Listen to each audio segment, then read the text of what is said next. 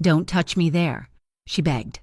Mafia boss smiled. "That's exactly where you tremble." The fluorescent lights of the emergency room hallway hummed with a sound that seemed to drill directly into the base of Emma Lane's skull. It was the frequency of pure exhaustion. She peeled off her latex gloves, the snap of the rubber against her wrist echoing in the sudden quiet of the locker room.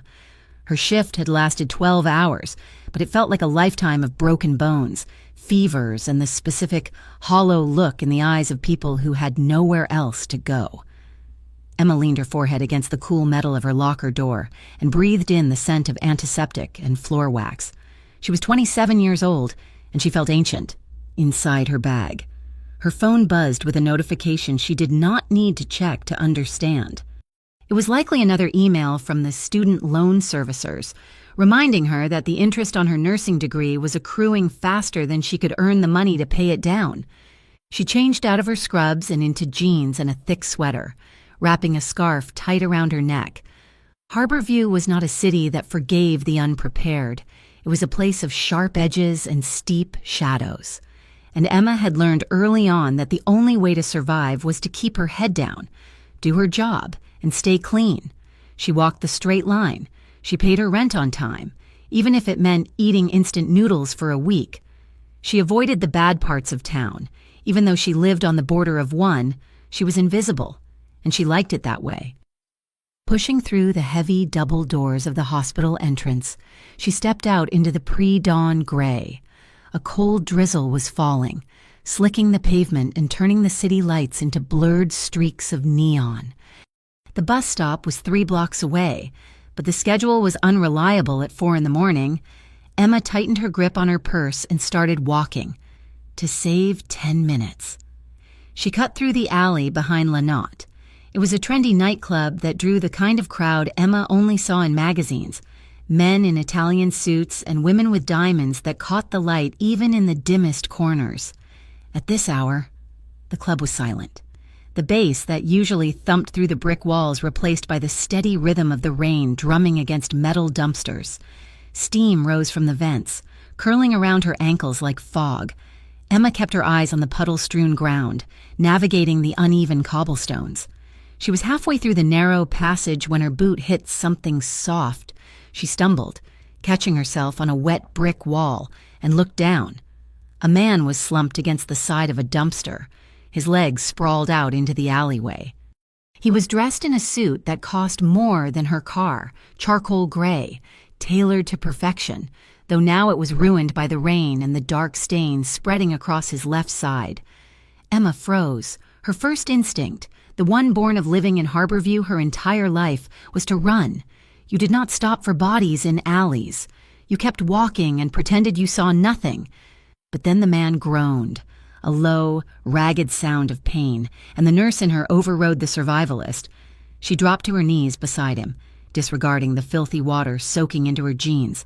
"Sir, can you hear me?" she asked, her voice steady despite the hammering of her heart. The man's head lolled forward, then snapped up as he forced his eyes open. They were dark, focused with a terrifying intensity despite his condition. His face was pale, his jaw set hard. Emma's eyes scanned him quickly. She saw the expensive leather shoes, the heavy gold watch, and then, lying just inches from his right hand, the matte black shape of a semi-automatic pistol. The air smelled faintly of ozone and gunpowder, mixing with the metallic tang of blood.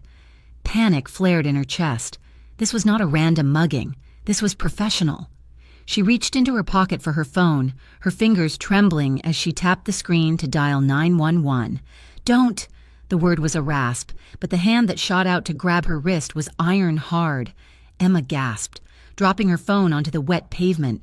The man's grip was bruising, his fingers locking around her forearm with desperate strength. "Please, let go," Emma stammered, terrified. "You are hurt. You need an ambulance." "No police?" The man gritted out. He coughed, wincing as the movement jarred his side. "No ambulance. If you call them, I am dead. Do you understand?" Emma stared at him. Rainwater dripped from his dark hair onto his forehead. He was handsome in a severe, dangerous way, but right now, he looked like a cornered animal. I cannot just leave you here, she argued, though her voice lacked conviction. You have lost a lot of blood. Then help me, he said, his eyes locking onto hers. Help me off the record. I can pay you. Whatever you want, just get me off the street. Emma looked at the gun on the ground, then back at his face. This was insane. This was how people disappeared. If she helped him, she was an accessory. If she walked away, he would likely die right here in the rain. She looked at the wound again. It was low on the ribs. If it had hit an artery, he would already be dead. It was a through and through, likely missed the vital organs, but he needed stitches and he needed them now. Damn it, she whispered.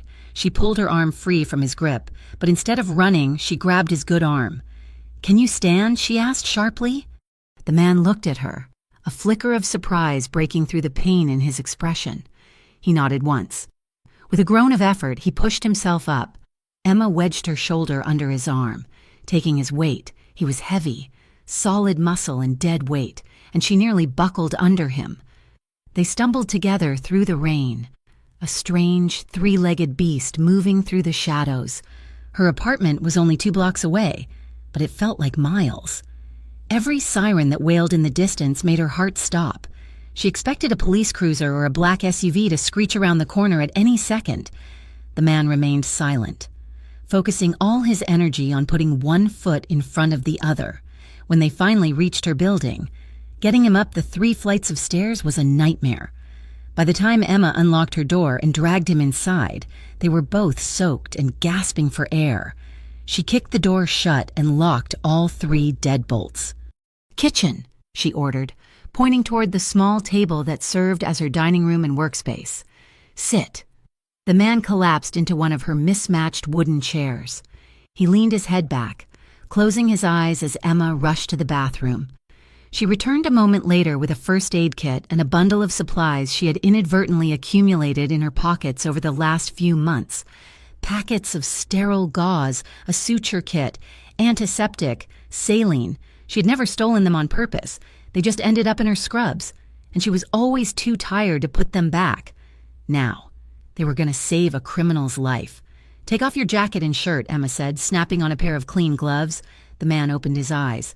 He watched her for a moment, his gaze uncomfortably direct, before he peeled the ruined jacket off his shoulders. His movements were slow, deliberate.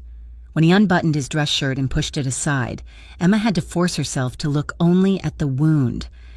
He was fit, his torso defined by lean muscle and old scars that told a violent history. The fresh wound was an ugly, angry puncture on his left side, oozing sluggishly. This is going to hurt, she warned him, tearing open an alcohol wipe. I do not have anything for the pain. I will be fine, he said. His voice was smoother now, regaining some of the composure he had lost in the alley. Emma began to clean the wound. She worked with the efficiency of practice, her hands moving surely despite the tremors she felt deep in her stomach. The room was quiet, save for the sound of the rain against the window and the harsh rhythm of his breathing. The proximity was suffocating. In the small kitchen, there was nowhere to hide from his presence. She could feel the heat radiating off his skin, penetrating the thin latex of her gloves. She could smell the expensive cologne he wore, struggling against the scent of copper blood. As she prepared the needle, she felt his eyes on her face. You are good at this, he observed quietly. Too good to be living in a place where the front door lock can be picked with a credit card.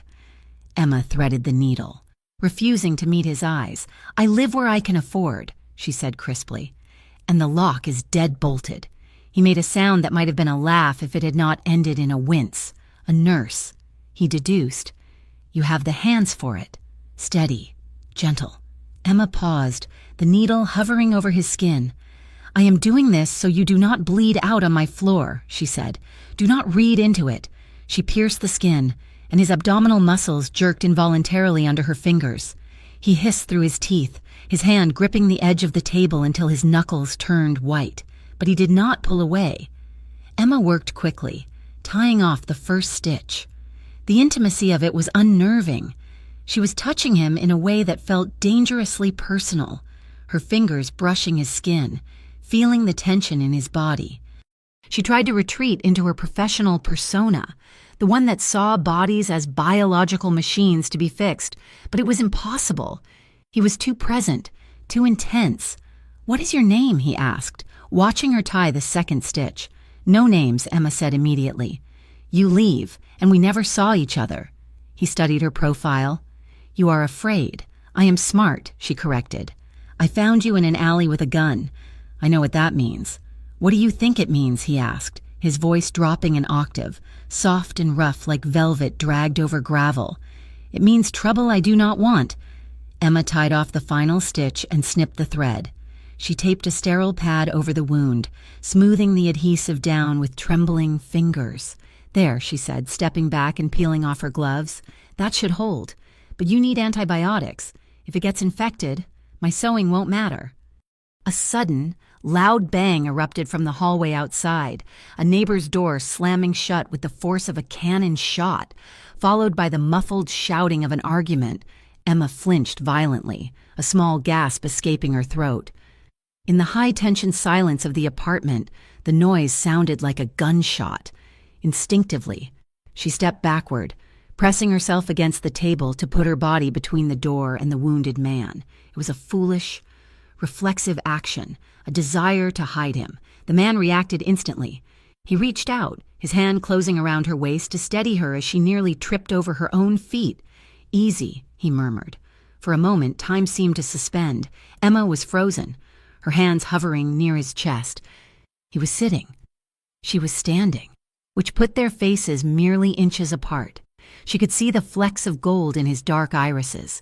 She could feel the warmth of his large hand burning through her sweater, holding her firmly at the waist. His breathing had steadied, but the air between them crackled with a sudden, undeniable charge. It was not gratitude, it was something darker, heavier. He looked at her not as a patient, but as a woman who had just had her hands inside his skin. Emma's heart hammered against her ribs. She should pull away. She knew she should. But for 1 second she was paralyzed by the intensity of his focus. Then the shouting in the hallway faded, and the spell broke. Emma jerked back, stumbling slightly as she put distance between them. Her face burned hot. I should get you some water," she stammered, turning toward the sink to hide her flush. She filled a glass, her hands shaking so badly that water sloshed over the rim. When she turned back, the man was buttoning his shirt. He moved stiffly, but the lethal grace she had sensed earlier was returning. He took the glass from her, his fingers brushing hers.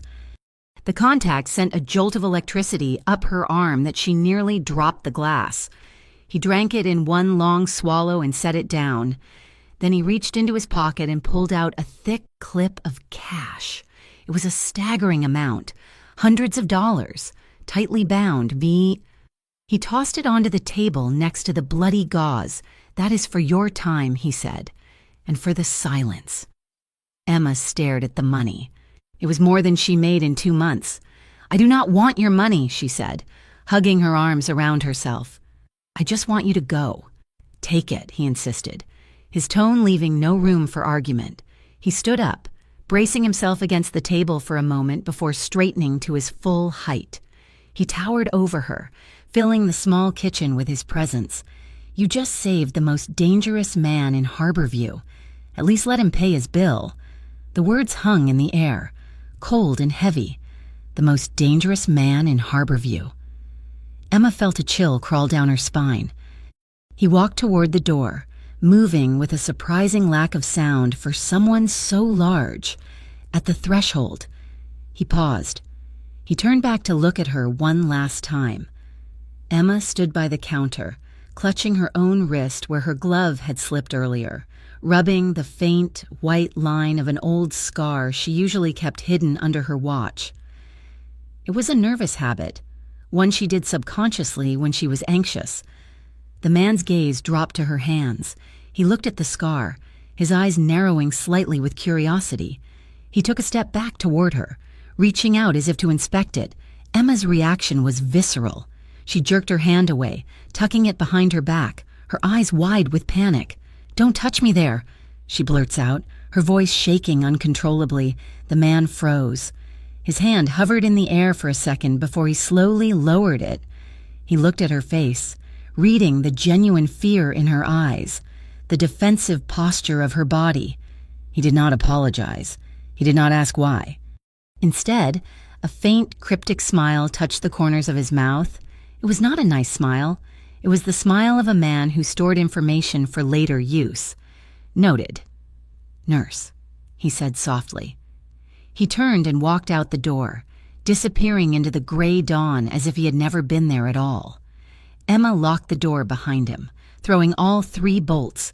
She leaned against the wood, her legs finally giving out, and slid down to the floor. She sat there for a long time, listening to the rain, staring at the stack of cash on her table. That evening, after a fitful few hours of sleep, Emma sat on her worn-out sofa with a mug of tea, watching the local news. She needed noise to drown out the memory of the morning. The news anchor's voice was professional and detached. Reports of a gang confrontation early this morning in the downtown district near the nightclub Lynott. Police found evidence of a shootout, but no suspects were apprehended. Authorities are asking anyone with information to come forward. A photo flashed on the screen. It was grainy, taken from a surveillance camera or a bystander's phone, but the face was unmistakable. It was the man from her kitchen, the man whose blood she had scrubbed off her floor. The caption beneath the photo read, "Adrian Russo, suspected head of the Russo crime family." Emma's tea went cold in her hands. She had not just helped a random criminal. She had stitched up a warlord. She had brought the city's most notorious monster into her sanctuary, put her hands on him, and let him walk away. She looked at the door, paranoid that it would burst open at any second. The weight of what she had done settled onto her shoulders like a lead vest.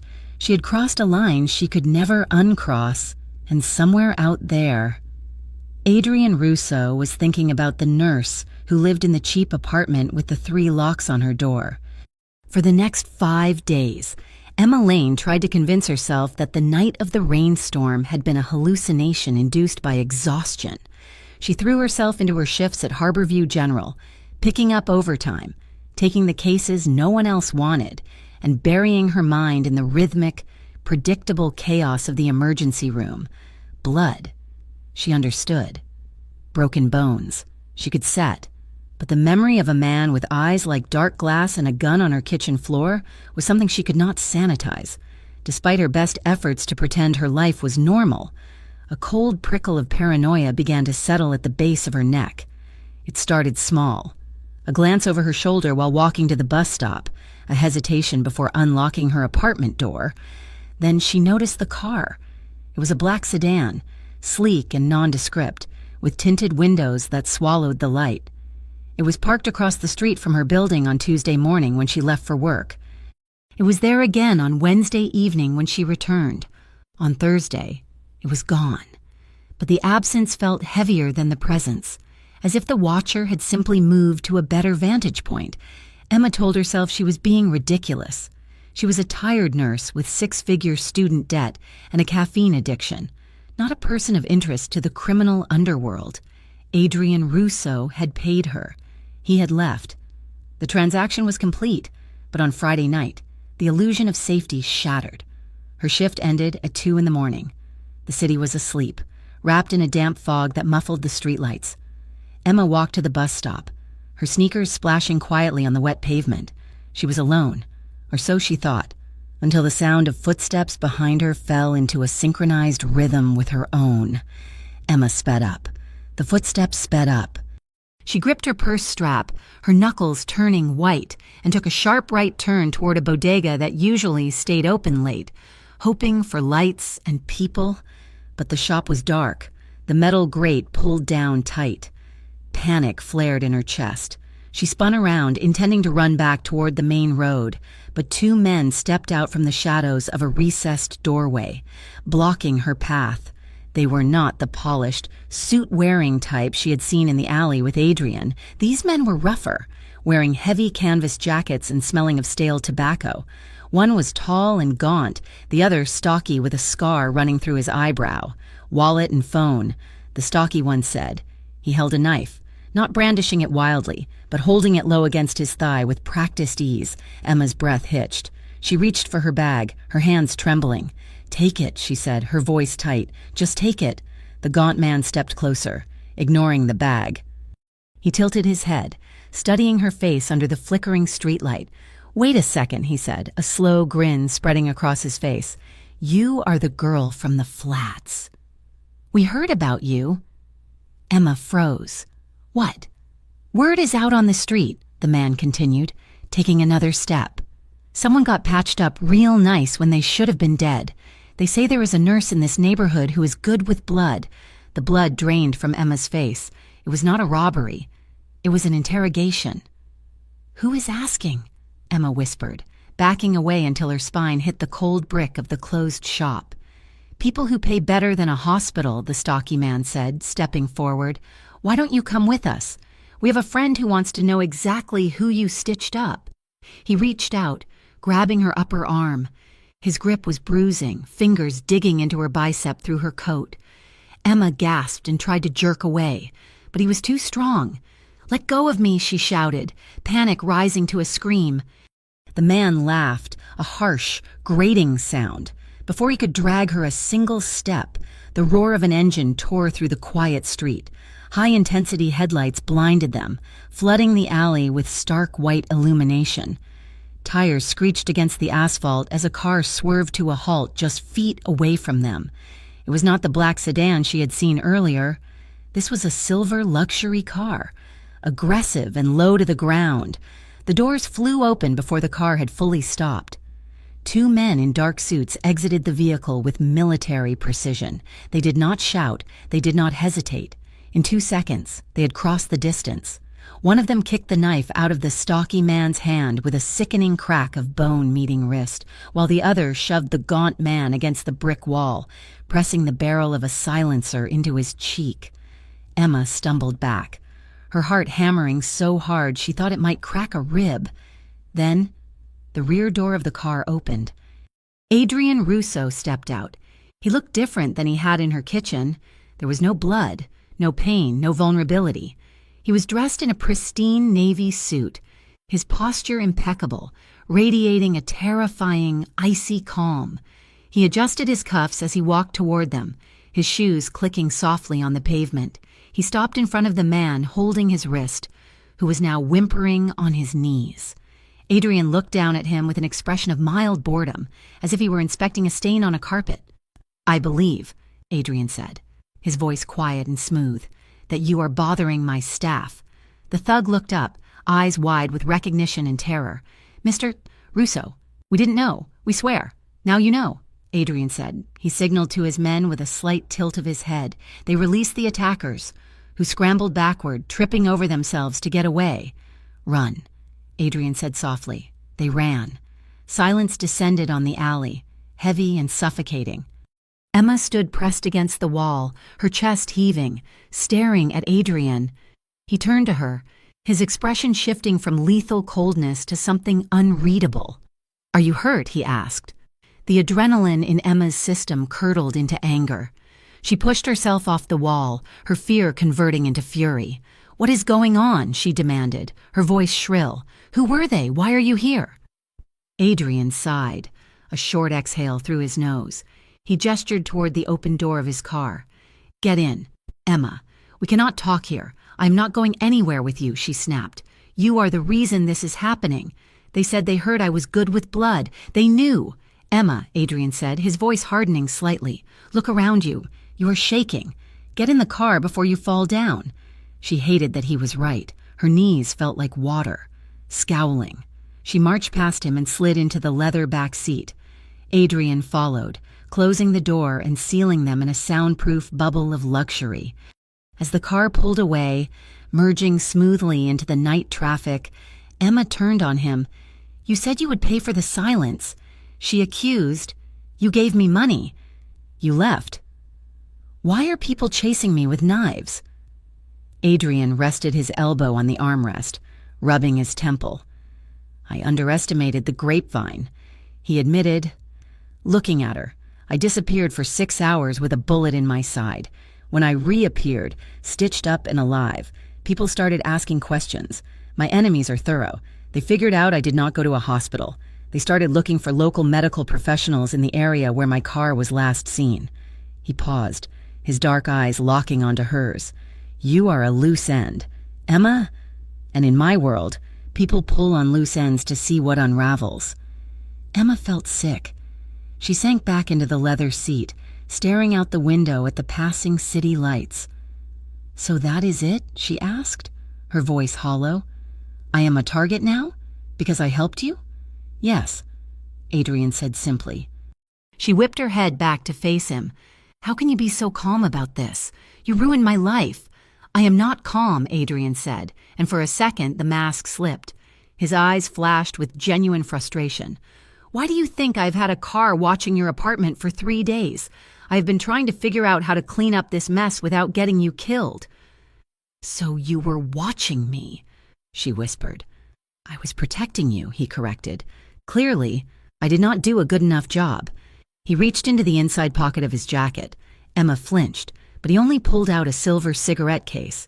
He did not open it. He just turned it over in his fingers. A nervous tick. I have a solution, he said.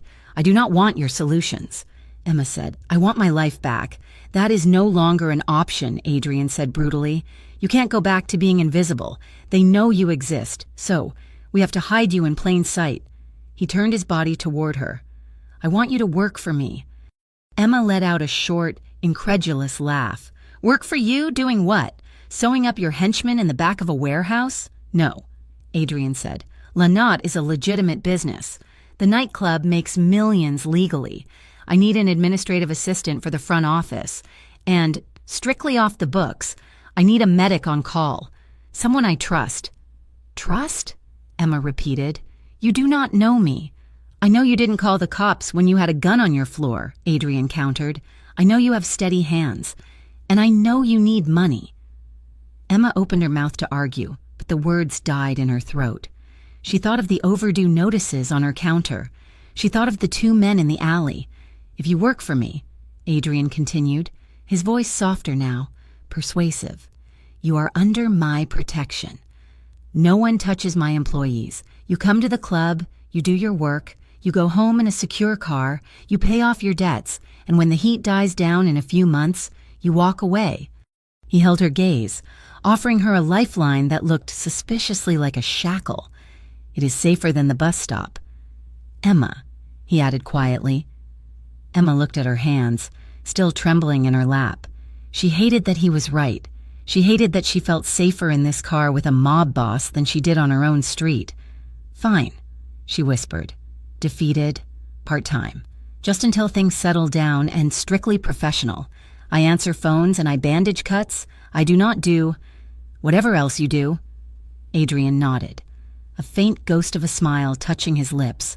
Strictly professional, he agreed. 2 nights later, Emma walked through the employee entrance of La Notte. The transition from the quiet alley to the interior of the club was like stepping into a different universe. The air vibrated with the heavy thrum of bass that she could feel in her teeth. Lights swept across the cavernous main floor in waves of violet and gold. It was beautiful, chaotic, and terrifying. She had expected a den of thieves, a smoky room full of men cleaning guns. Instead, she found a highly organized machine. She watched Adrian from the balcony of the 2nd floor as he moved through the crowd. He was the center of gravity in the room. Employees straightened their spines when he passed, not just out of fear, but out of a sharp, clear respect. She saw him stop by the main bar, leaning in to speak to a bartender. Emma braced herself, expecting a reprimand. Instead, she saw the bartender smile and nod, and Adrian clapped the man on the shoulder. Later, she learned he had been asking about the man's sick mother and had approved paid time off for him to take her to a specialist. It was confusing. He was a monster who had threatened men in an alleyway. Yet he ran his business with a strange, protective loyalty. Later that night, a fight broke out on the edge of the dance floor. 2 men, fueled by too much expensive vodka, began shoving each other, knocking over a table of drinks. The music did not stop, but the crowd pulled back, creating a circle of tension. Security started to move in. massive men with earpieces, but Adrian held up a hand. He walked into the center of the circle himself. He did not shout. He did not pull a weapon. He simply stepped between the two furious men and spoke. Emma could not hear what he said over the music, but she saw the effect. He placed a hand on the aggressor's chest. Not a push, just a touch. He said something low, his face perfectly calm. The man's face went from red-hot rage to pale realization. He nodded, mumbled something that looked like an apology, and allowed security to escort him out without a struggle. Adrian fixed his suit jacket, signaled for a busboy to clean the glass, and the party resumed as if nothing had happened, lethal authority, wrapped in silk. Emma retreated to the office suite on the 3rd floor, her heart beating a little faster. The office was a sanctuary. Soundproof glass muffled the club's pounding beat to a distant hum. The carpet was thick, the furniture mahogany and leather. It smelled of espresso and the faint, woodsy scent of Adrian's cologne. The door opened, and Adrian walked in. He looked tired. The first crack in his armor she had seen all night. He loosened his tie as he shut the door, locking out the chaos. "So," he said, leaning back against the edge of his massive desk and crossing his ankles, "the first shift. Are you running for the hills yet?" Emma stood by the filing cabinet she had been organizing. She looked at him, seeing the way the dim lamplight cast shadows over his sharp cheekbones. "It is loud," she admitted. "It pays the bills," Adrian said dryly. "It is intense," Emma corrected. "I watched you downstairs. With the fight," Adrian shrugged. "Violence is bad for business, Emma. Broken glass costs money. Blood stains the upholstery. It is better to talk." "You are good at it," she said, the compliment slipping out before she could check it. "Being in control." He looked at her then, his gaze heavy. "Control is the only thing that keeps us alive," he said. He pushed off the desk and walked toward her. He did not come too close, stopping a respectful distance away, but the air in the room suddenly felt thinner. "You're doing well." "Emma," he said softly, "my team likes you. You are organized. You don't ask stupid questions. I'm just trying to survive," she said, her voice sounding breathless to her own ears. "Survival looks good on you," he murmured. The moment stretched, taut as a violin string. The professional distance they had agreed upon felt flimsy, like paper holding back a flood. Suddenly, the office door burst open. Emma jumped. Spinning around, a man stumbled in, laughing loudly. He was young, wealthy, and clearly wasted. He held a half-empty champagne glass in one hand. "Where is the bathroom in this place?" he slurred, blinking blearily at them. Adrian's expression instantly shifted from warm to glacial. "Private office," Adrian said, his voice flat. "Get out!" The man ignored him. His eyes landed on Emma. "Well, hello," he grinned, stumbling forward. "You are a pretty little thing. Are you on the menu tonight?"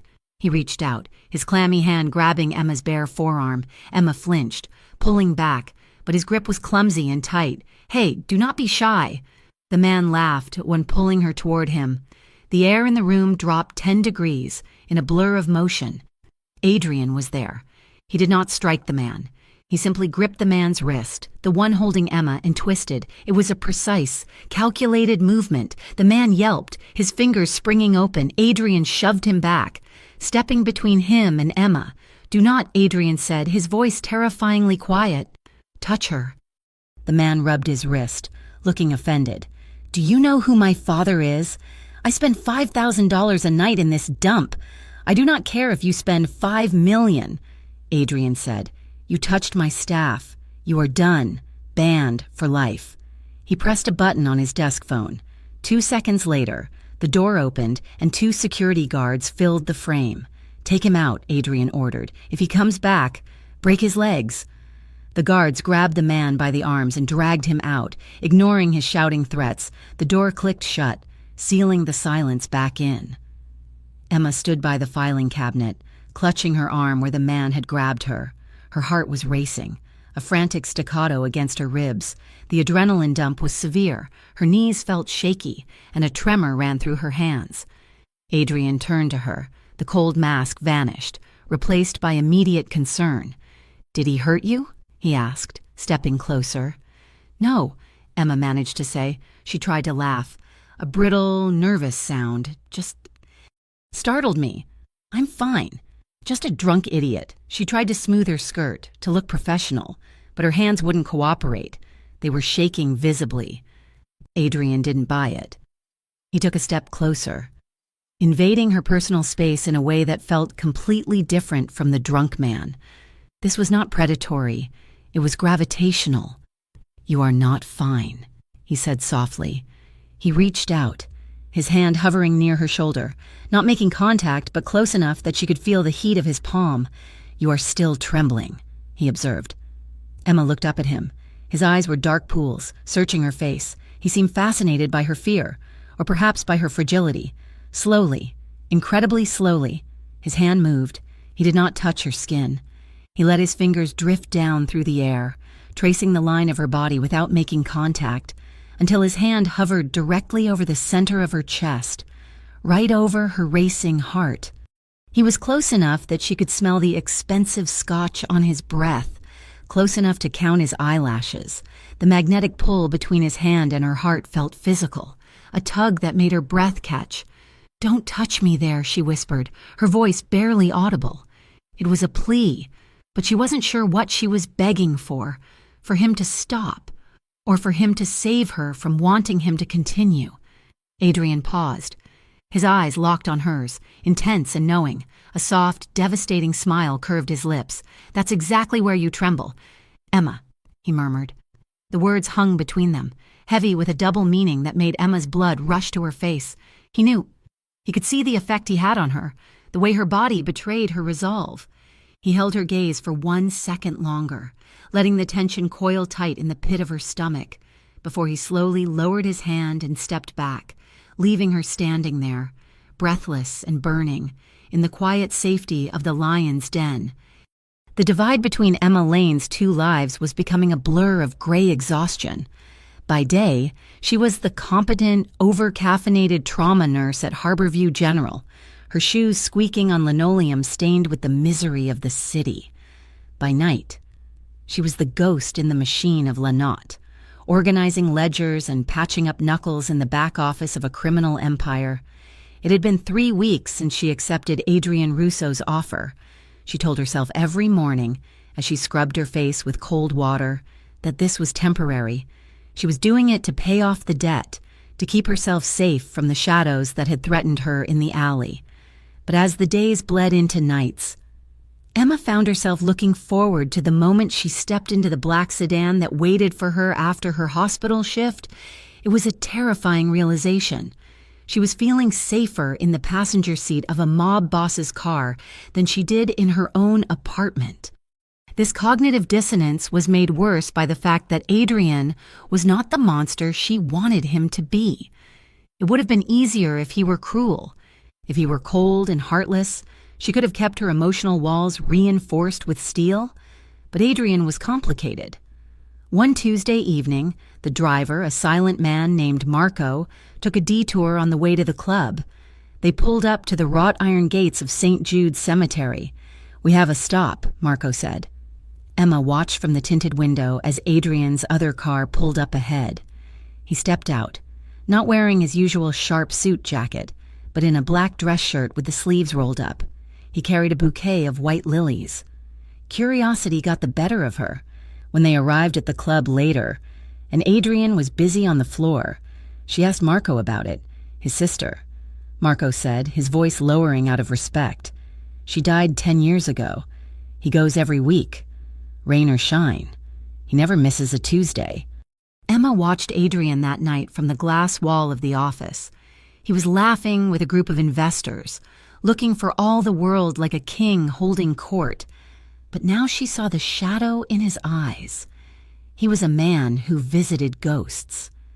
2 nights later, she was organizing invoices in the office when she overheard a conversation in the hallway. A young waitress, a girl named Sarah, who couldn't be older than 20, was crying softly. "I don't know what to do. Mr. Russo," Sarah sobbed. "The hospital says they will send it to collections. My mom needs the surgery."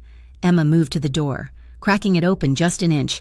Adrian was standing there, handing Sarah a handkerchief.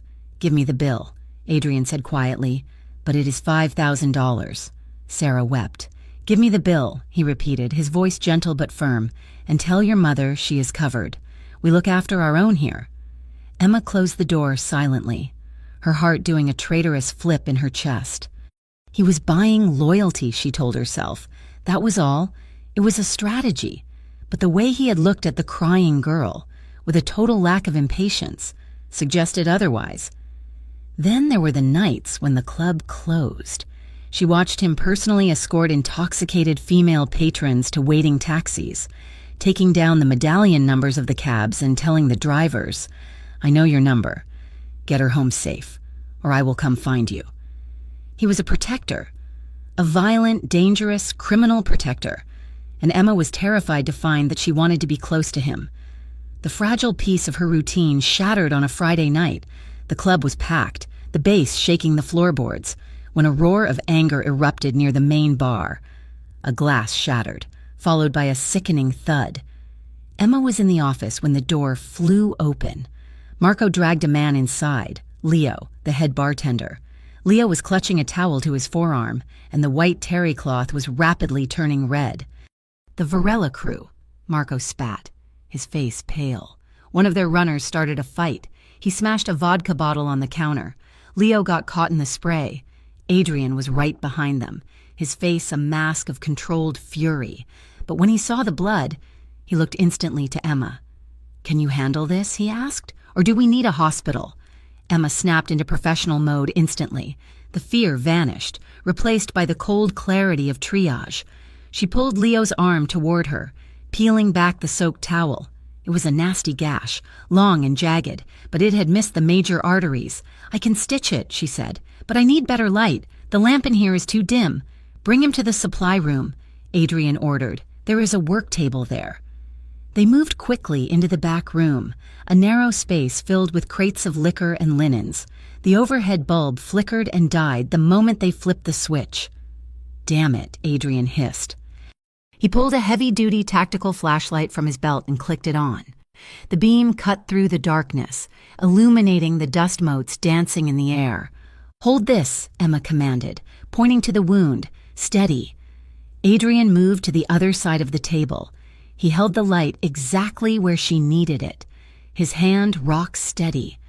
Emma worked quickly, cleaning the wound with antiseptic. Leo hissed in pain, gripping the edge of the table. "Sorry, Leo, almost done," Emma murmured. She reached for the gauze, but it was out of reach.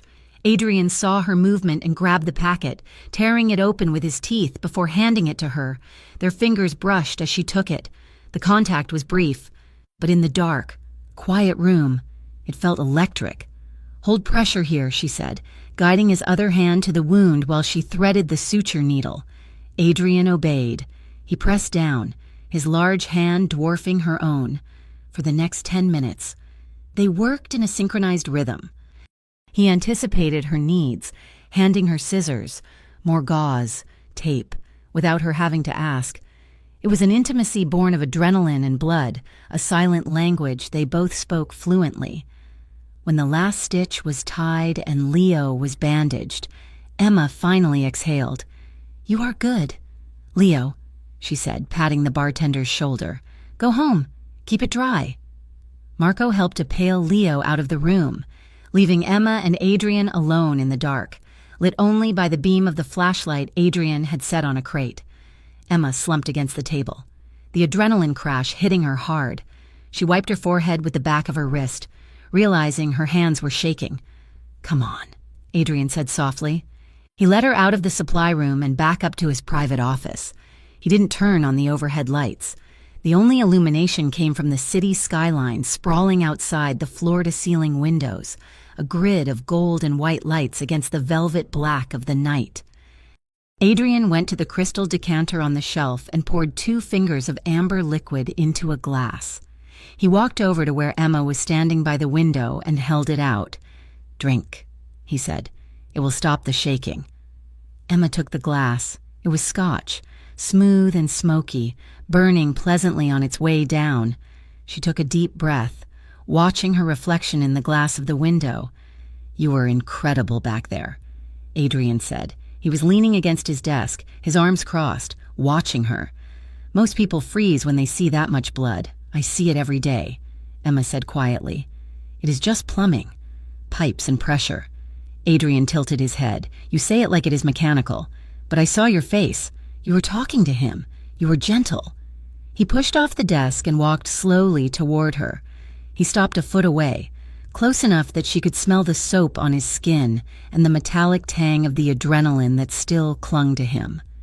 He reached out and gently took her wrist, the one with the watch, the one she always guarded. Emma tensed, her instinct to pull away flaring up, but Adrian didn't pull. He just held her hand, his thumb brushing over the pulse point. He slid his finger under the band of her watch, touching the white scar line she kept hidden. "Tell me about this," he said. "And do not tell me you fell." Emma looked at the city lights, blurring slightly as tears pricked her eyes. The whiskey had loosened her tongue. Or maybe it was just the exhaustion.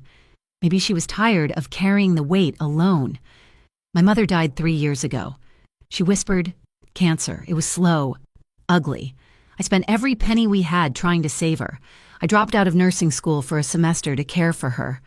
She took a shaky breath. "When she died, I was alone.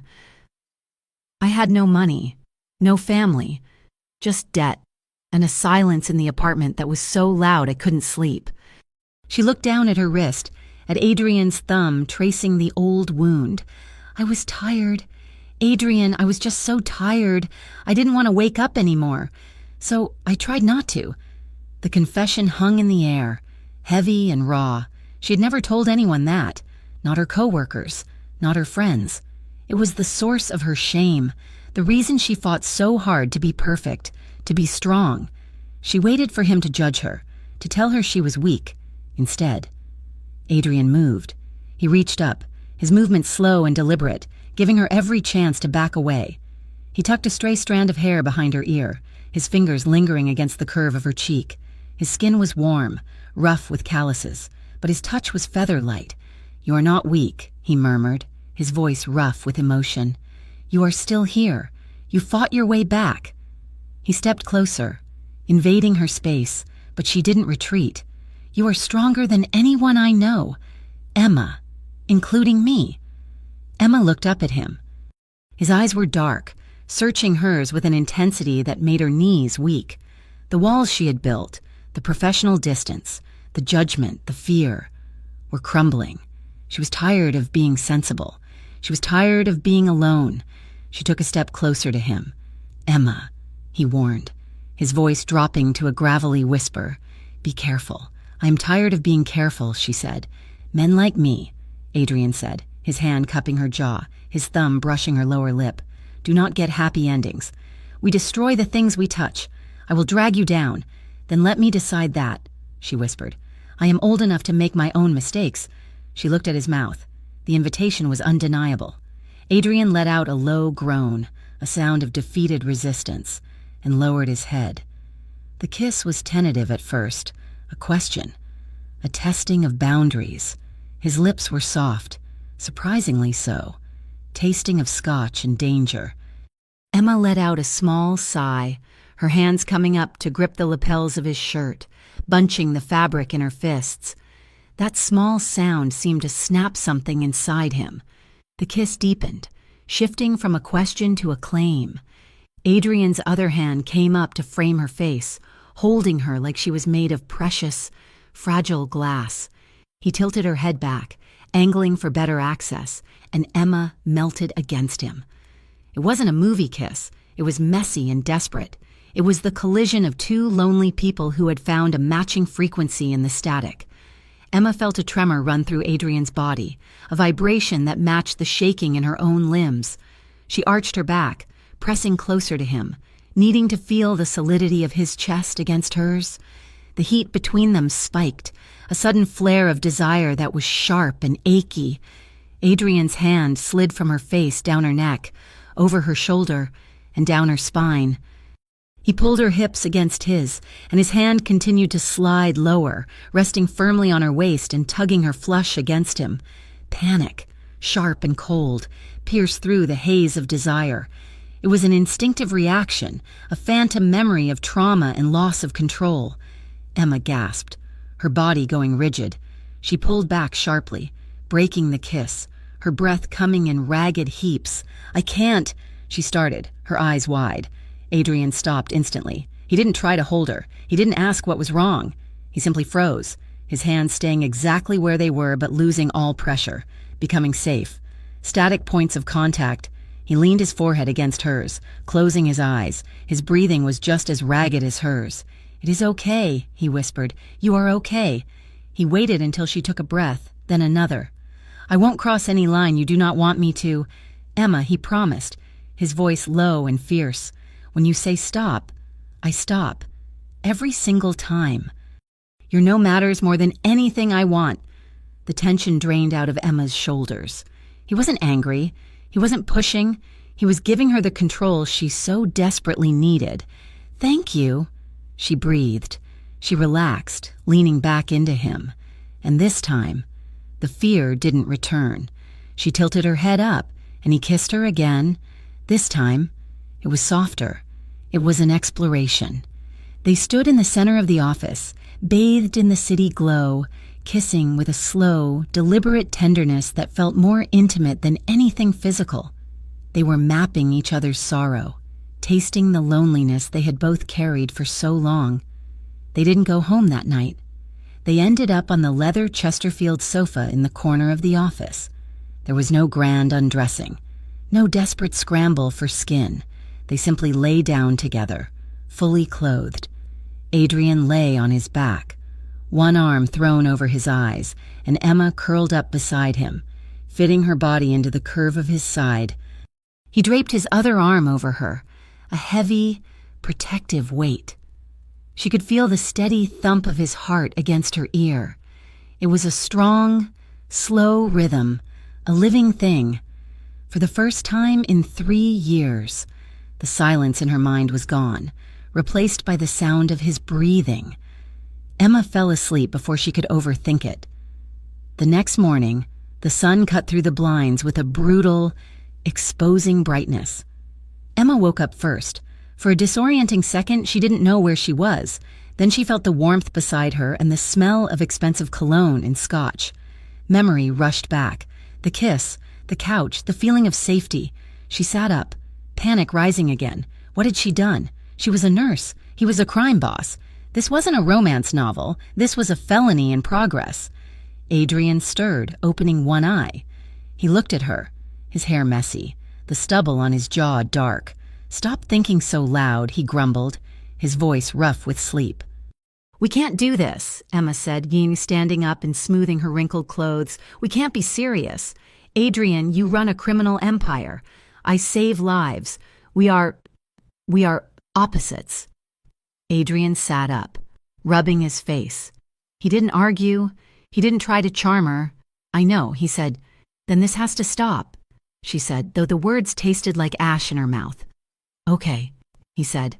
But over the next 3 days, the line Emma had tried to draw in the sand was washed away by the tide. They didn't talk about it.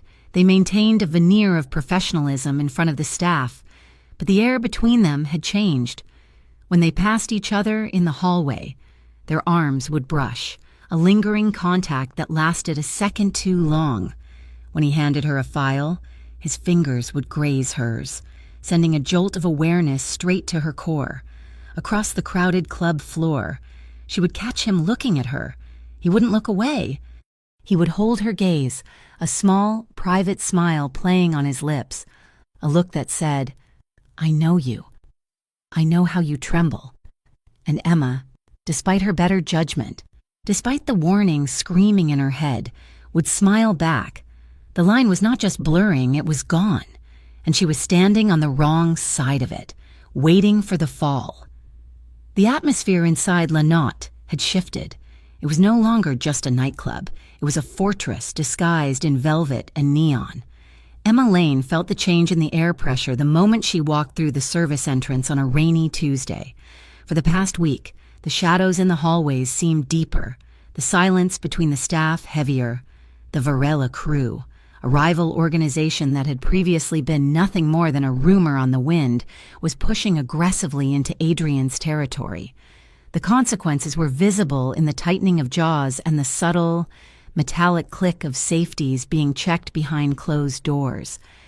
Emma noticed the difference in the security detail first.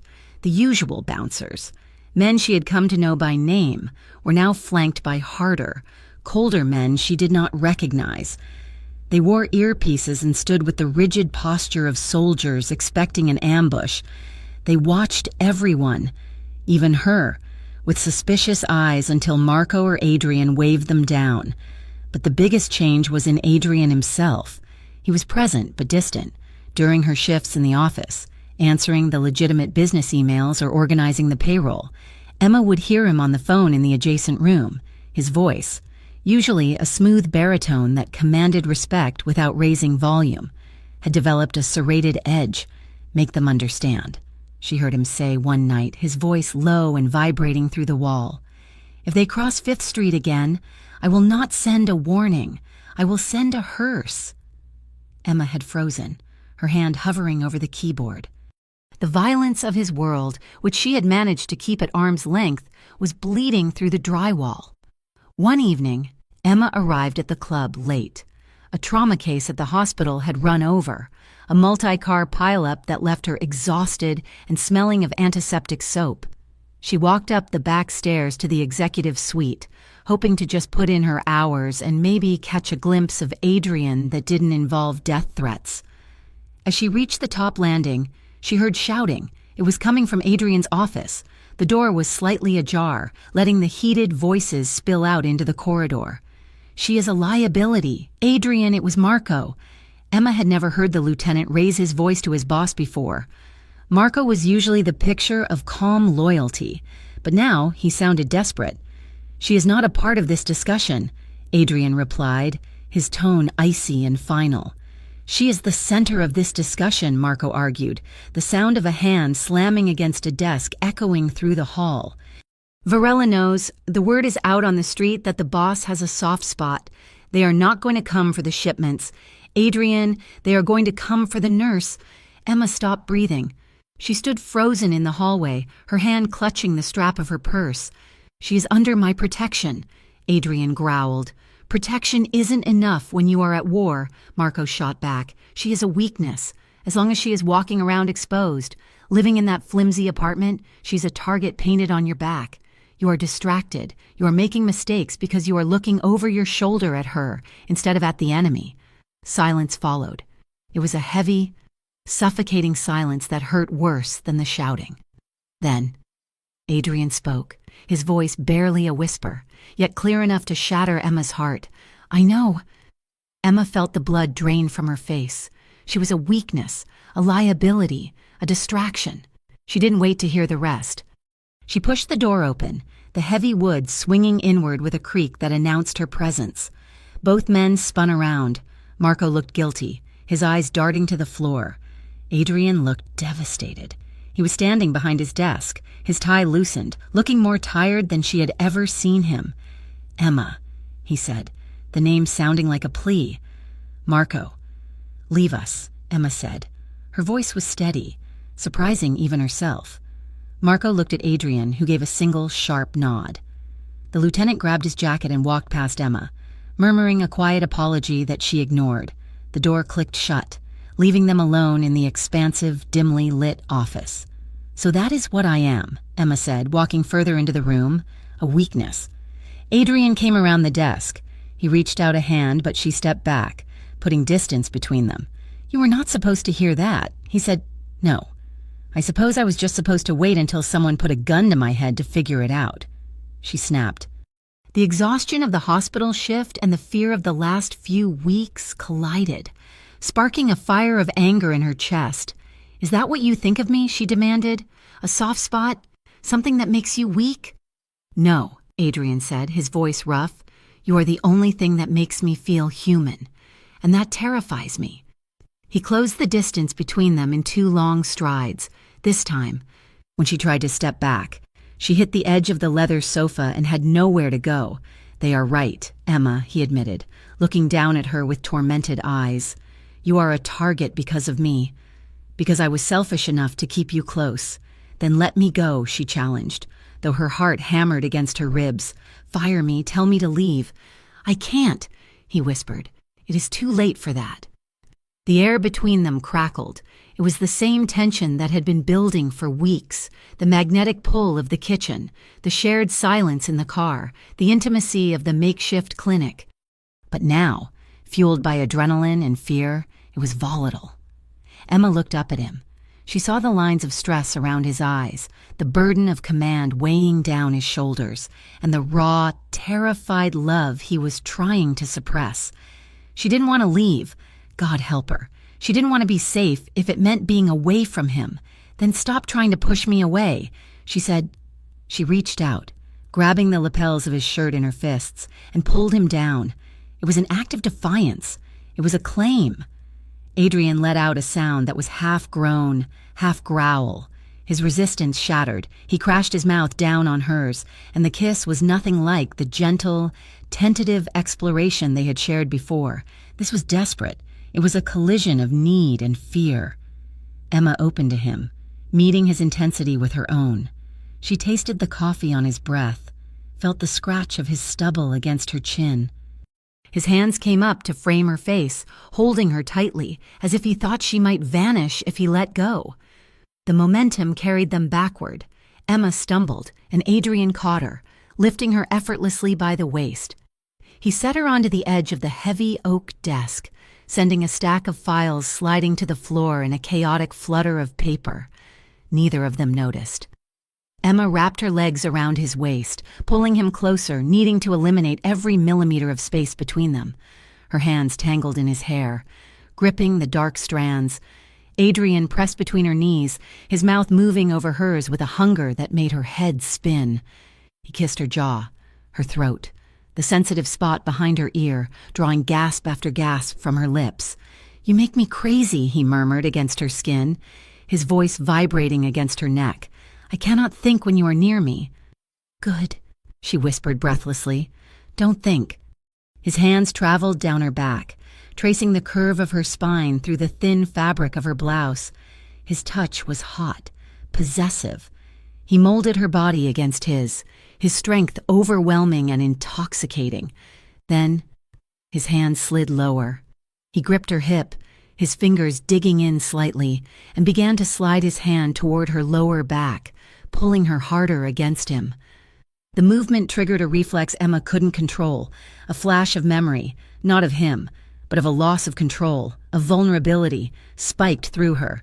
She tensed. Her body went rigid in his arms, and she flinched, a sharp intake of breath hissing through her teeth. Adrian stopped instantly. The motion was so abrupt, it was jarring.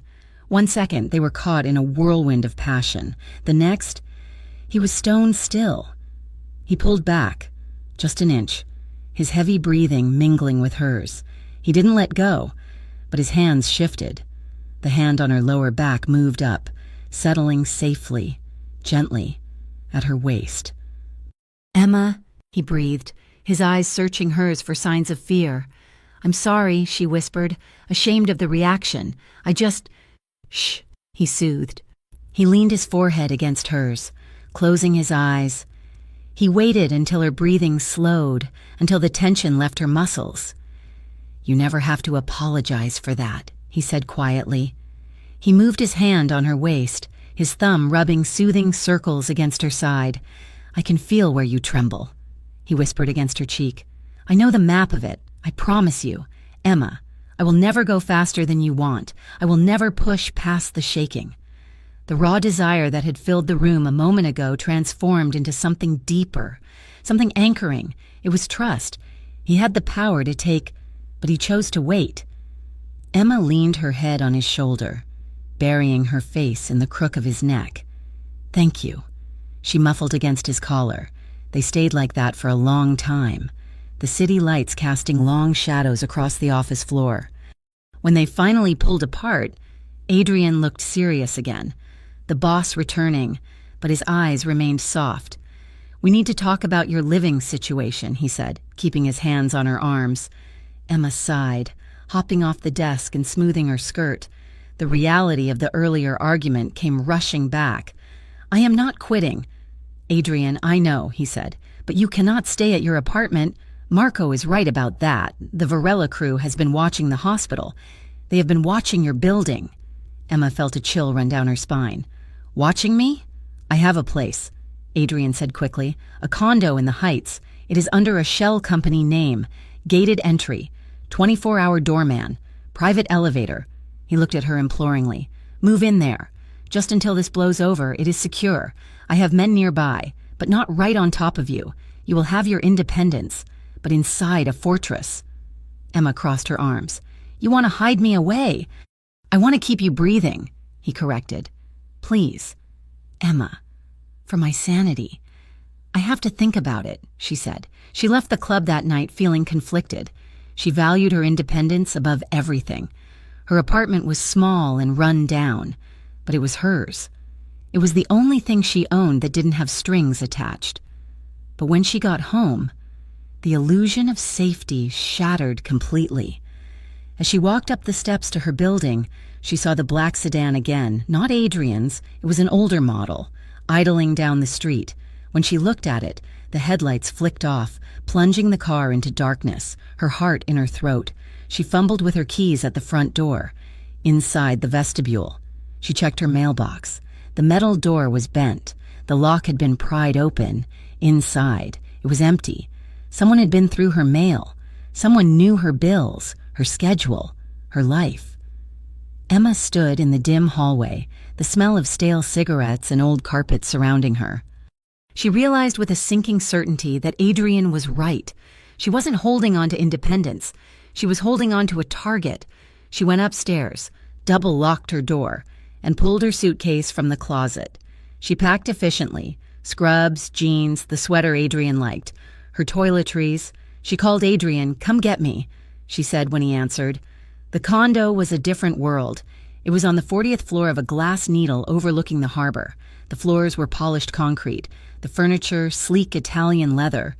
It was beautiful, cold, and entirely impersonal.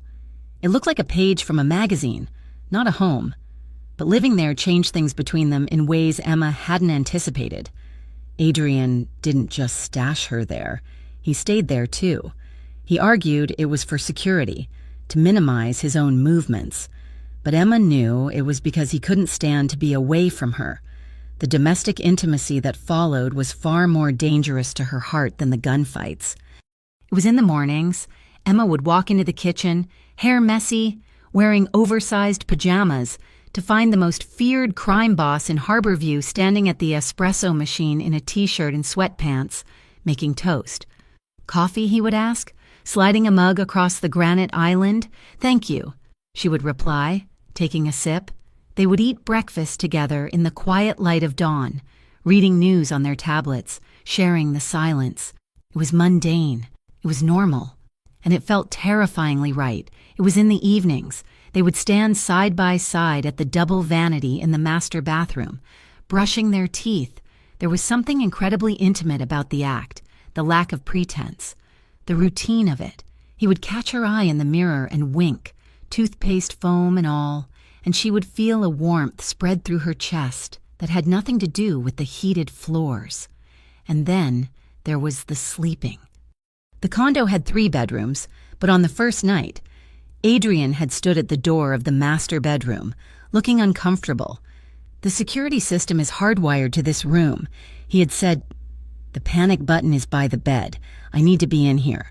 "I understand," Emma had said. So they shared the bed. It was a massive California king, big enough that they could sleep without touching. For the first few nights, they stayed on their respective sides, separated by a vast expanse of Egyptian cotton, but gravity, or perhaps magnetism, was inevitable. Each morning, Emma woke up a little closer to the center. Each night, Adrian settled in a little nearer. One rainy Thursday, a week after she moved in, they ordered takeout and ate on the floor of the living room, watching the storm roll over the city. The tension of the Varela War was high. Adrian had spent all day on encrypted calls. But in the condo, the world felt distant. Later, They lay on top of the covers on the bed, fully dressed. Adrian had discarded his jacket, and Emma was wearing yoga pants and a tank top. They were facing each other, the room lit only by the city glow filtering through the sheer curtains. They weren't talking. They were just existing in the same space, letting the proximity soothe the frayed edges of their nerves. Adrian reached out. His hand, large and scarred, moved through the space between them. He didn't grab her. He extended one finger and began to trace the outline of her hand as it rested on the pillow. He traced the length of her thumb, the curve of her knuckles, the delicate bones of her wrist. His touch was hypnotic. He stopped at the inside of her wrist, right over the radial artery. He pressed lightly, feeling the steady, rhythmic thrum of her life. Emma watched his face. He was focused on her pulse as if it were the most fascinating thing in the universe. "You are racing," he murmured, his voice low and vibrating in the quiet room. Emma felt her cheeks heat up. She couldn't help it. His proximity, his scent, the way he treated her body like a holy relic. It did things to her heart rate that she couldn't control physically. "I can't help it," she whispered. Adrian smiled. A small, private thing. He moved his finger in a small circle over her pulse point. "This is where you tremble most," he said softly. "When I am close to you. Right here." He looked up, locking eyes with her. "It tells the truth, Emma, even when you try to be tough." Emma didn't pull away. She didn't hide the scar or the reaction. Instead, she shifted her hand, turning her palm up, and interlaced her fingers with his. She felt his own pulse against her palm. It was steady, strong but slightly elevated. "You're racing too," she noted. Adrian squeezed her hand. "I told you," he said, closing his eyes as he settled his head onto the pillow, their hands resting between them. "You are my weakness." They fell asleep like that, holding hands in the dark, floating high above the city that wanted to tear them apart. The physical boundary of the bed had vanished, replaced by an emotional proximity that was absolute. Emma knew, as she drifted off, that she was no longer just the nurse who saved him. She was the woman who lived in his house, in his bed, and in his heart. And for the first time, she stopped wondering when it would end and started wondering how they would survive it. The city of Harborview was burning, and Emma Lane felt the heat of it even from 40 stories up. For the last 3 days, the local news stations had been running marathon coverage of what they called an escalating gang war. There had been a firebombing at a warehouse in the industrial district, a drive-by shooting in broad daylight 2 streets over from the police precinct.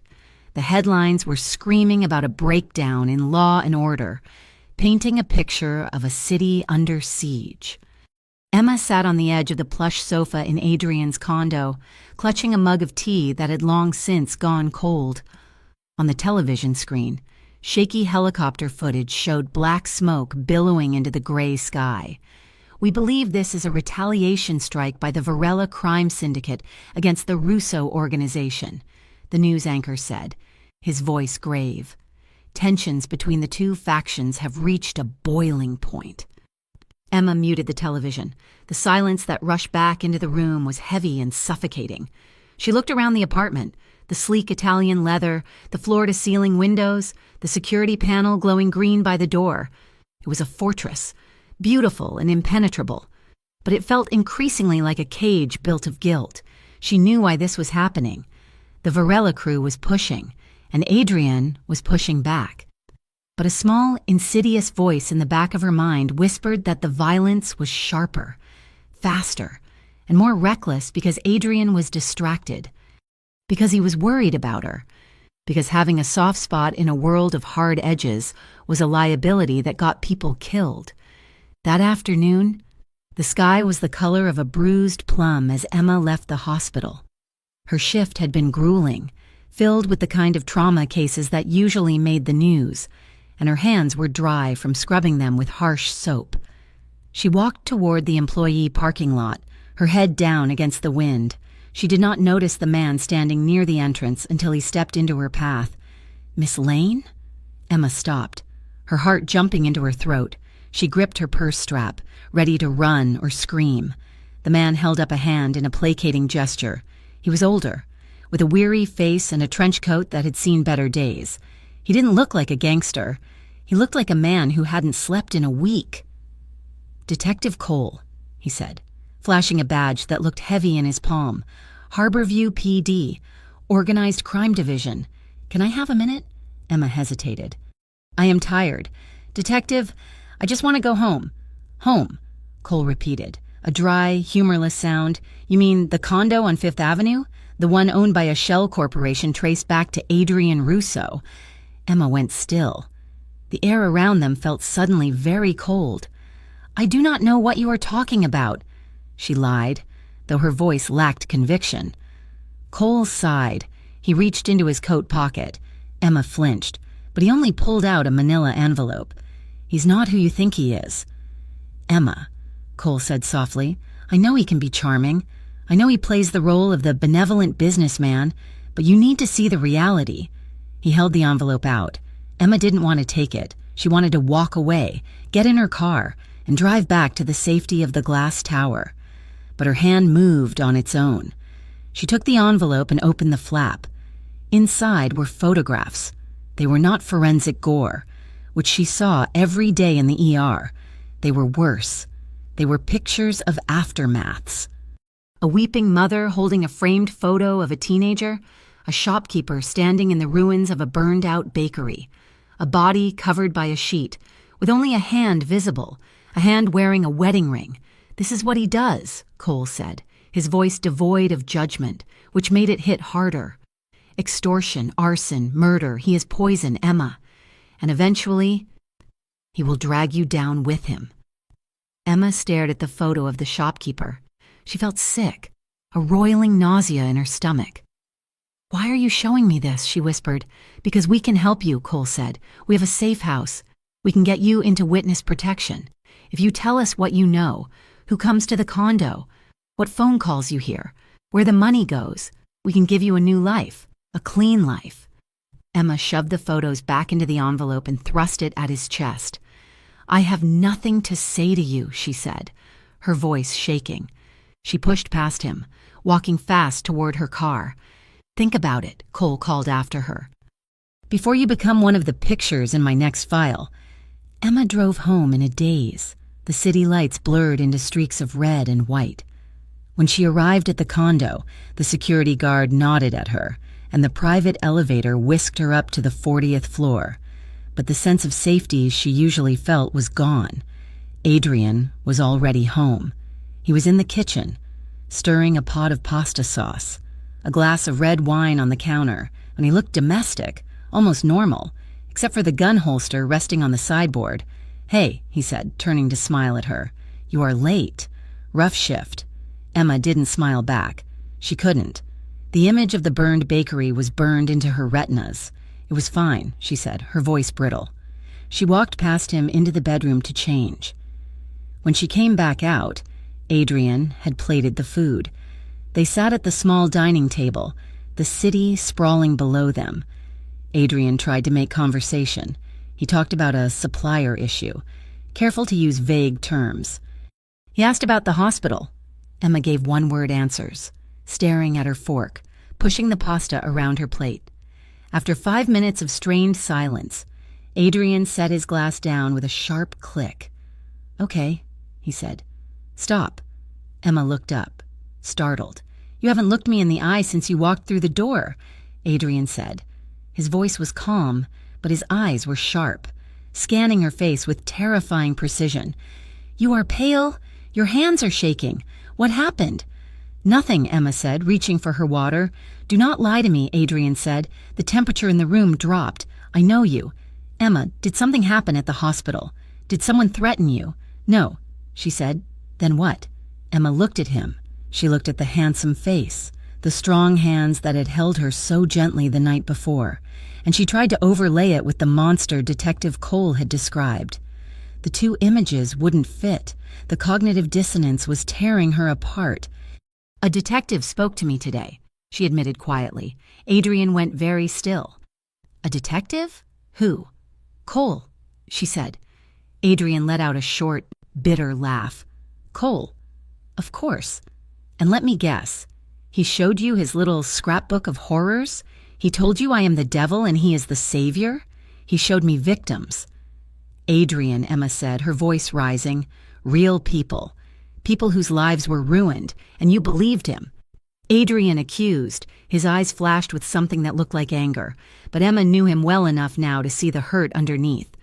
It was the defensive crouch of a man expecting rejection. I saw the photos, Emma cried, standing up. I cannot just ignore that. I spend my life trying to save people, and I do what is necessary, Adrian said, standing up to meet her. He gripped the edge of the table, his knuckles white. I protect my own. I protect this city from people like Varela who would burn it to the ground just to see the sparks. By burning it down yourself? Emma shouted. Is that what you think I am? Adrian demanded. A monster? After everything? After I let you in? After I showed you who I really am? I do not know who you really are, Emma yelled back, tears stinging her eyes. I know the man who holds me at night, but I do not know the man on the news. And I do not know how to be in love with both of them. The silence that followed was deafening. The admission hung in the air, the word love spoken in the same breath as fear. Adrian looked at her, his expression shattering for a fraction of a second before he walled it off. He looked devastatingly alone. If you want to leave, leave, he said, his voice low and dead. Go to Cole. Let him hide you. Emma looked at him, her chest heaving. Part of her wanted to run. Part of her wanted to cross the room and beg him to tell her it was all a lie. She did neither. She turned and walked into the guest bedroom, closing the door and locking it. She cried herself to sleep, listening to the silence from the other side of the wall. When she woke up the next morning, the condo was empty. The silence was absolute. Emma walked into the kitchen, her eyes swollen and gritty. The gun holster was gone from the sideboard. There was a note on the counter, written on heavy cardstock in Adrian's sharp, angular handwriting. I am handling things. Stay inside. Do not open the door for anyone but Marco. Panic flared in Emma's chest. Handling things. What did that mean? Was he going to hurt Cole? Was he going to launch an attack on Varela? She spent the day pacing the apartment, calling his phone, which went straight to voicemail. By late afternoon, the anxiety was unbearable. She had a shift at the hospital starting at 6. Marco wasn't answering either. I cannot stay here, she told the empty room. She grabbed her bag and took the elevator down. The security guard in the lobby tried to stop her, telling her Mr. Russo had left instructions, but Emma flashed her hospital ID and insisted she had an emergency shift. She needed to be somewhere normal. She needed to work. She drove to the hospital, constantly checking her rearview mirror. The streets seemed quiet, too quiet. Her shift was a blur. She functioned on autopilot, checking vitals and dispensing meds, but her mind was entirely on the note on her counter. At midnight, she clocked out. The employee parking garage was dimly lit, the fluorescent lights buzzing like trapped insects. Emma walked quickly to her car, her keys laced between her fingers, a trick Adrian had taught her.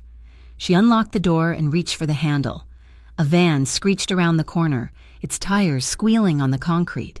Emma spun around, but she was too slow. The side door of the van slid open and 2 men jumped out. They wore ski masks and dark tactical gear. Hey, Emma shouted, backing up against her car. One of the men lunged. Emma swung her bag, hitting him in the shoulder, but he didn't even flinch. He grabbed her arm, twisting it behind her back with efficient brutality. Get off me, she screamed, the sound echoing off the concrete walls. The second man clamped a gloved hand over her mouth, stifling her cry. They dragged her toward the open door of the van. Emma kicked and struggled, catching one of them in the shin, but they were too strong. They threw her inside onto the metal floor. The door slammed shut, plunging her into darkness. The van accelerated, throwing her against the wall. Adrian, she thought, a single, desperate prayer as the vehicle sped into the night. The drive took 20 minutes. Emma didn't cry. She forced herself to breathe, counting the turns, trying to memorize the route, just as Adrian had once told her to do if she was ever taken. Don't panic. Panic kills. Observe. The van stopped. The doors opened, and she was hauled out into a large, cavernous space. It smelled of rust, damp rot, and old oil, an abandoned warehouse. They dragged her to the center of the room and shoved her into a metal chair. One of the men zip-tied her wrists behind her back, tight enough to cut off circulation, and then secured her ankles to the chair legs. Only then did a figure step out of the shadows. He was not tall, but he carried himself with a swagger that made him seem larger. He wore a white suit that looked garish against the grime of the warehouse. His face was pockmarked, his eyes bright with a cruel intelligence. Ricardo Varela. He walked a slow circle around her, inspecting her like livestock. "So," he said, his voice oily and smooth. "This is the weakness." He stopped in front of her, leaning down so his face was inches from hers. He smelled of cheap cologne and sweat. "You are prettier than the photos." "Nurse," he said. Emma stared at him, keeping her face blank. "Where is Adrian?" Ricardo laughed. "Oh, he is coming. Do not worry about that. He will come running." He straightened up, lighting a cigarette. "You see," he continued, blowing smoke toward the high ceiling, "Adrian took something that belonged to me, a shipment. Very expensive, very important. He thought he could just squeeze me out, disrespect me." He looked back at Emma, his eyes hardening. "So, I'm going to take something of his. They say you are his heart." He smiled, a jagged expression showing gold-capped teeth. "I am going to rip his heart out, and then I am going to make him trade his life for yours. A fair exchange, no?" He turned to his men. "Watch her. If she makes a sound, gag her. If she tries to run, break her legs." Ricardo walked away into the shadows of the office overlooking the warehouse floor, across the city, in the back room of La Notte. The air was freezing. Adrian stood by the table, staring at the phone Marco had just handed him. The message had been simple. A photo of Emma's car in the parking garage, door open, purse on the ground. And an address. The men in the room, Marco, and 6 of the toughest enforcers in the city, were vibrating with rage. They were checking weapons, loading magazines with a clatter of steel. "We hit them now," Marco said, slamming a clip into his pistol. "We burn the place down. We kill every single one of them." "No," Adrian said. The word was not a shout, it was a whisper, but it sucked the oxygen out of the room. Marco stopped. "Boss, they have her. If we go in, guns blazing," Adrian said, turning to face them, "Ricardo will put a bullet in her head before we even breach the door. He wants a war. He wants me to lose control." Adrian's face was a mask of terrifying calm. The anger was there. Deep in his eyes, a cold blue flame that burned hotter than any fire. But his hands were steady. "We do not storm the front," Adrian said. "We surgical strike. I know that warehouse. It used to belong to the dock workers union. There is a drainage tunnel that comes up in the sub-basement." He looked at Marco. "You take the team to the front, make noise, lots of noise. Draw their eyes, make them think I am coming through the front door with an army." "And you?" Marco asked. "I am going in alone through the back," Adrian said. "I am going to get her. And then—" He didn't finish the sentence. He didn't have to. The promise of violence in his silence was absolute. Back in the warehouse. The silence stretched. Emma's shoulders ached, her wrists burned, but her mind was racing. There were 2 guards left on the floor. One was older, sitting on a crate reading a magazine. The other was young, maybe barely 20, pacing nervously near the back exit. He kept glancing at Emma, then looking away. Emma took a deep breath. "Humanize yourself," Adrian had told her once, during a late-night conversation about hostages. "Don't be an object. Be a person." "Hey," she whispered. The young guard jumped. He looked at the older man, who ignored him, then walked slowly toward Emma. "Shut up," he hissed. "You are not supposed to talk." "My hands," Emma said, keeping her voice low and pitiful. "The ties are cutting my skin. Please, just loosen them a little. I am not going anywhere." The guard looked at her wrists. They were indeed turning purple. He hesitated. He wasn't a killer yet. He was just a kid in a gang. "I can't," he said, but his voice wavered. "Ricardo would kill me." "You do not look like them," Emma said softly. "You look smart. Too smart to be here." The guard blinked. He looked around the warehouse, his eyes lingering on the dark corners. "I didn't know he was going to take a woman," the kid muttered. That wasn't the deal. It is okay, Emma said. I am thirsty. Is there any water? The kid looked at the older guard again. Wait here, he whispered. He walked toward a utility sink in the corner. As he moved, Emma watched his path. He skirted a pile of crates, revealing a heavy metal door with a red exit sign above it. The light on the sign was broken, but the bar across the door looked rusted. The kid came back with a dirty cup of water. He held it to her lips. As she drank, she looked past him. Is that the only way out? She asked innocently, nodding toward the main bay doors. If the police come... There is a service door in the back, the kid whispered, leaning close. But it is jammed. We checked it. Only opens from the outside if you have a crowbar. Emma's heart skipped a beat. A jammed door meant it wasn't being watched closely. It meant a blind spot. Thank you, she whispered. The kid pulled the cup away and stepped back, looking guilty for showing kindness. She closed her eyes, visualizing the layout. Main doors heavily guarded, office on the mezzanine, kid near her, back door jammed. She took a breath, slowing her heart rate. She didn't know if Adrian was coming. She didn't know if he was still angry, or if he had written her off to save his empire. But then she remembered his finger tracing her pulse. This is where you tremble. He was coming. She knew it with a certainty that defied logic. And when he got here, she had to be ready. She began to twist her wrists, testing the give of the plastic ties, ignoring the pain as the plastic bit into her skin. She would not be a damsel. She would be his partner. Part 6. Darkness had settled over the industrial district of Harborview like a heavy, suffocating shroud. The abandoned warehouse stood like a rotting tooth against the skyline, its windows shattered and its corrugated metal walls groaning in the wind coming off the harbor. Adrian Russo crouched in the shadows of a drainage ditch 200 yards from the perimeter. The mud was cold, seeping through the knees of his tactical trousers, but he did not feel it. He felt nothing but a cold, crystalline focus that narrowed his entire world down to a single objective. Get her out. Beside him, Marco checked his watch. It is time, boss, Marco whispered. Adrian nodded once. Give them hell. Marco signaled to the team positioned near the main gates. Seconds later, the night was torn apart by a deafening explosion. A car rigged with flashbangs and smoke grenades detonated near the front entrance, sending a plume of white smoke billowing into the air. Immediately, gunfire erupted, controlled bursts fired into the air and against the metal siding of the warehouse to simulate a full-scale assault. Inside the warehouse, chaos took hold instantly.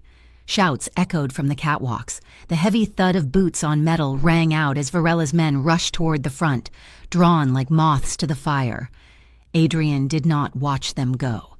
He turned and slipped into the darkness of the service tunnel he had scouted years ago when this building was part of his legitimate shipping routes.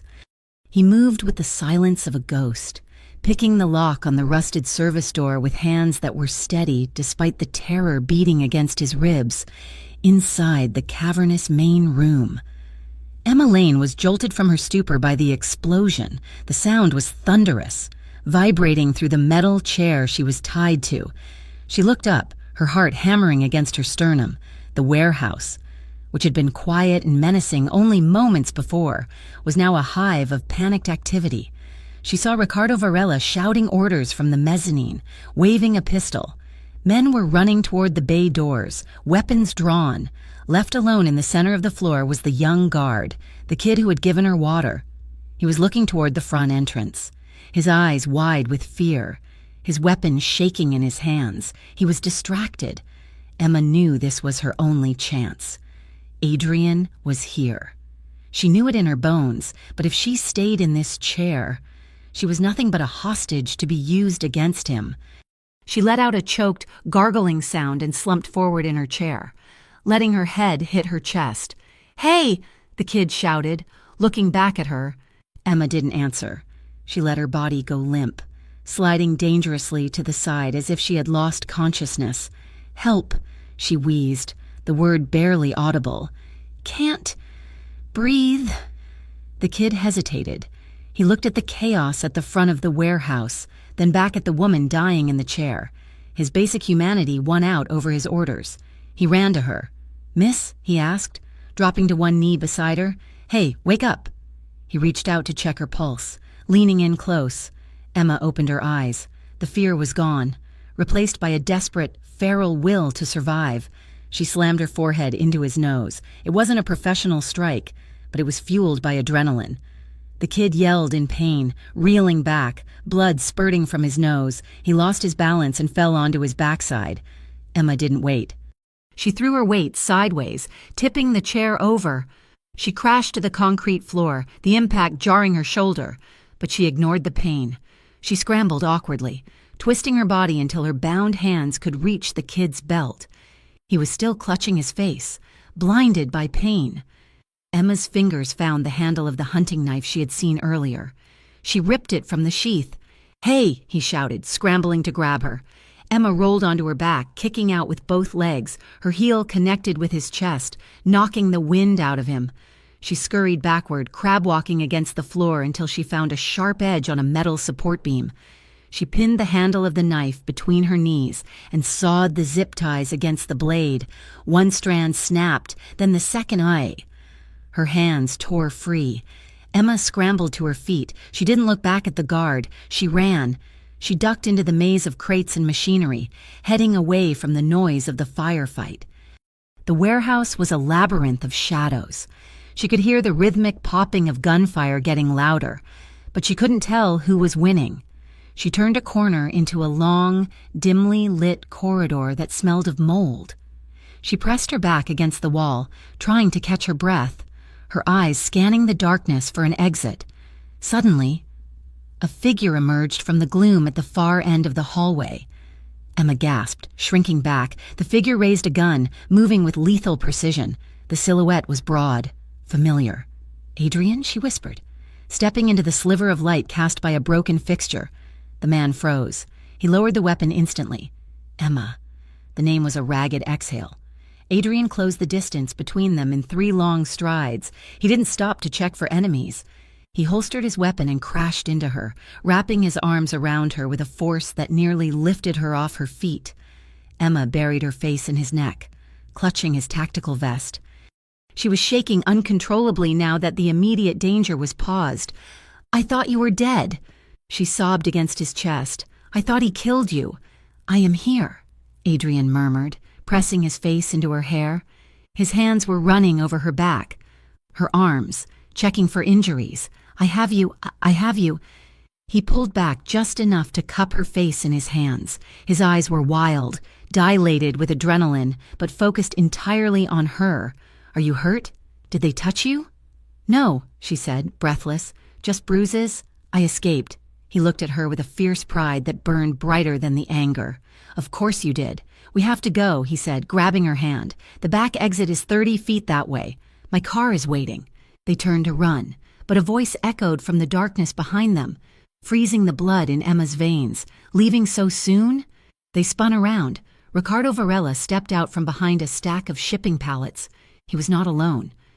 3 of his men flanked him, their submachine guns raised and leveled at Adrian's chest. Ricardo was smiling, but it was a tight, manic grimace. His white suit was stained with soot. "I knew you would come the back way, Russo." Ricardo sneered. "You always were a predictable rat." Adrian stepped in front of Emma, shielding her with his body. He didn't reach for his gun. At this range, with 3 barrels pointed at them, it would be suicide. "Let her go, Ricardo," Adrian said, his voice deadly calm. "This is between you and me." "Oh, no," Ricardo laughed, stepping closer. "This is between me, you, and the thing you love." He raised his own pistol and pointed it directly at Emma, leaning around Adrian's shoulder to seek his target. "Move, Russo," Ricardo ordered, "or I put a bullet in her lung. I want to watch her bleed out while you watch." Adrian went rigid. He looked at the guns. He looked at Ricardo's manic eyes. He calculated the odds and found them at 0. "Okay," Adrian said. He slowly raised his hands. "I surrender," Adrian said loudly. "I am unarmed." He reached down with 2 fingers and unclipped his holster, letting it drop to the concrete floor with a heavy clatter. He kicked it toward Ricardo. "Let her walk out the door," Adrian said, his voice thick with emotion. and you can have me.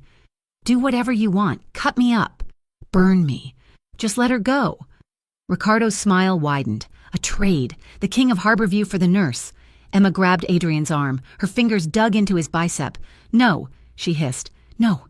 Adrian, go. Emma," Adrian said without looking at her. "Walk out the door. Do not look back. I am not leaving you," she cried, her voice echoing in the corridor. "I am not going to be the reason you die. If you stay, I stay." Ricardo laughed, a harsh, barking sound. "How touching. Romeo and Juliet. Fine, I will kill you both."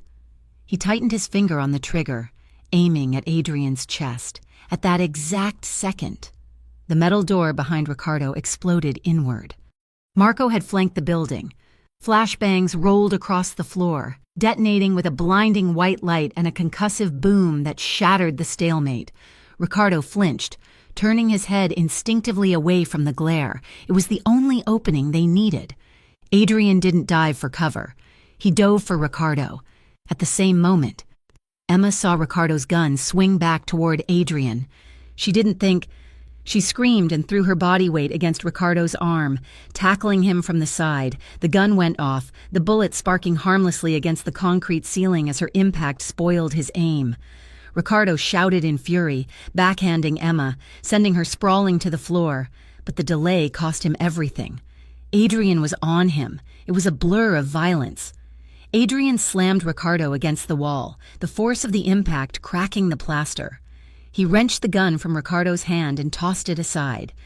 Ricardo tried to draw a knife, but Adrian caught his wrist, twisting it with a sickening snap.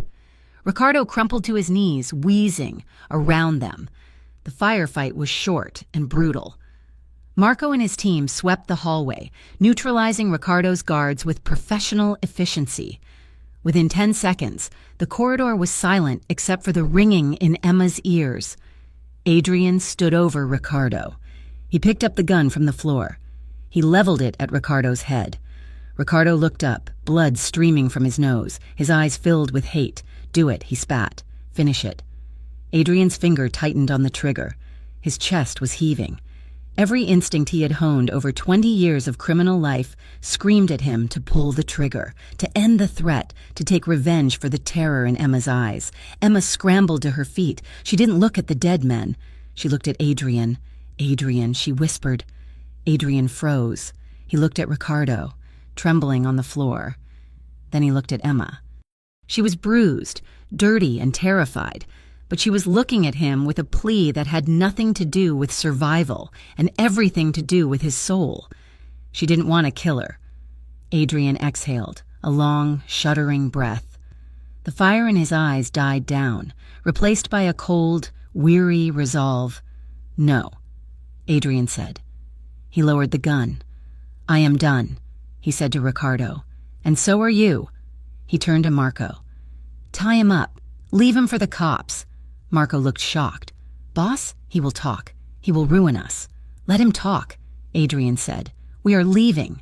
He walked over to Emma. He didn't say a word. He just wrapped his arm around her shoulders, pulling her into his side, and walked her toward the exit.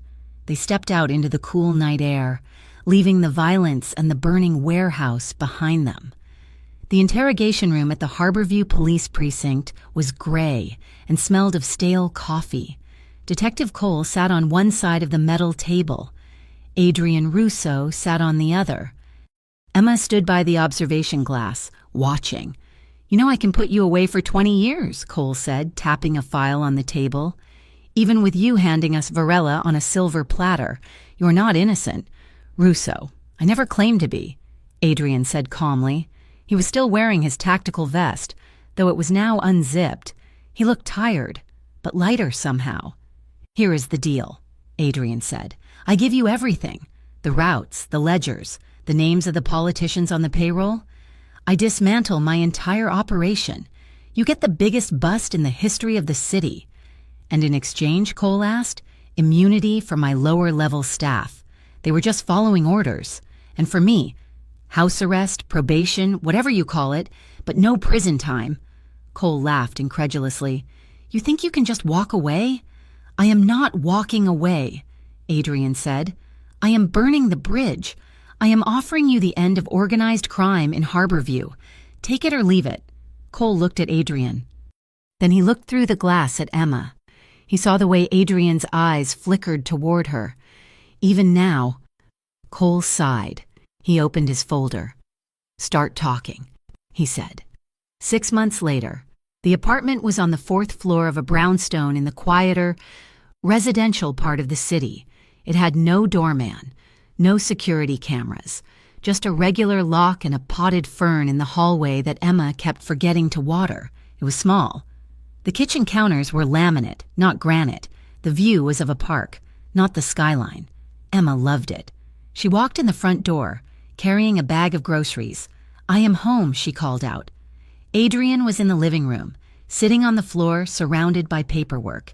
He was wearing reading glasses and a sweater, a look that still made Emma smile every time she saw it. He was currently navigating the nightmare of legitimate tax law for his new venture, a consulting firm for logistics and security. He looked up, pulling the glasses off his nose. "Hey," he said, his face lighting up. He stood and walked over to take the bag from her. He kissed her, a simple, domestic peck on the lips. "How was the clinic?" he asked. "Busy," Emma said, kicking off her shoes. "We had a flu outbreak, but good busy. Honest busy." They made dinner together, pasta with jarred sauce, because neither of them felt like cooking from scratch. They ate on the couch, watching a bad reality show, their legs tangled together under a throw blanket.